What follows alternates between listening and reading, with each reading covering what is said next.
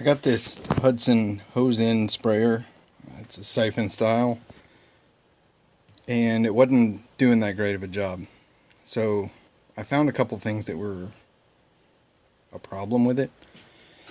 The suction tube,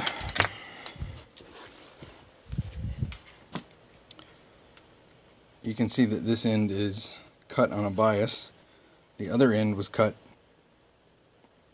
just the same, and because of that, it's got a friction fit into this center spot, and it was falling out all the time and losing suction. So that was one thing.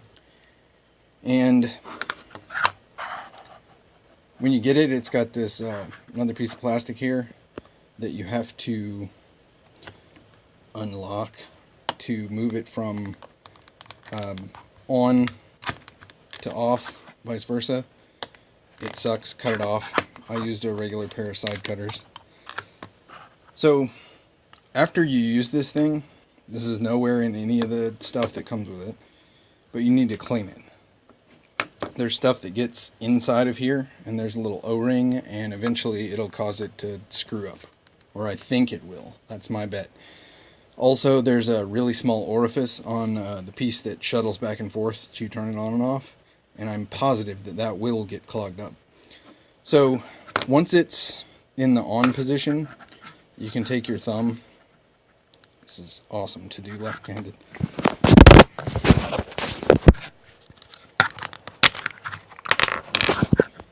So you just push that through. You'll see the O-rings and the valve body. You see it's got crap on it. And then once that's done, you can turn it over, and you can see there's a little tab here, and this is what's holding the Venturi mechanism in. Push that down and push on that, and it'll come out the front here. So I already cleaned this pretty well with water, but you can see my indicator die is still in here. It's also still in here. So this small hole is what's at the top of this, which is this top part here is what acts like the Venturi.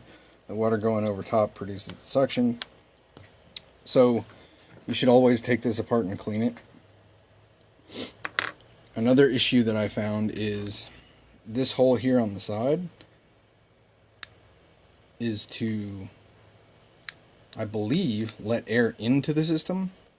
And this had injection flashing from when it was molded. Clean that out, and now it's working like a champ. So it's a pretty simple thing. Another thing I noticed, the tab I showed you earlier, the plastic that's got the gear that the selector works is a little too thin, and it could do with having a little piece of extra plastic here.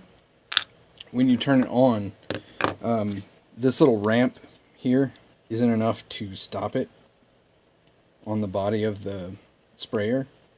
So you can actually turn it past, and then this hole moves slightly past this hole, and you lose suction that way too. So I'll put a link to where I bought this on Amazon. It's a Hudson 2100. Won't be an affiliate link. It'll just be the Amazon short link. I'll throw that in the description. If you've already got one, you should definitely check to make sure that this vent hole doesn't have anything in it, and this hole where the valve interacts is free of injection flash. And then on the top here, you also want to make sure that there's nothing rough on the top of this. So if there are plastic bits that you have to cut or drill out in here,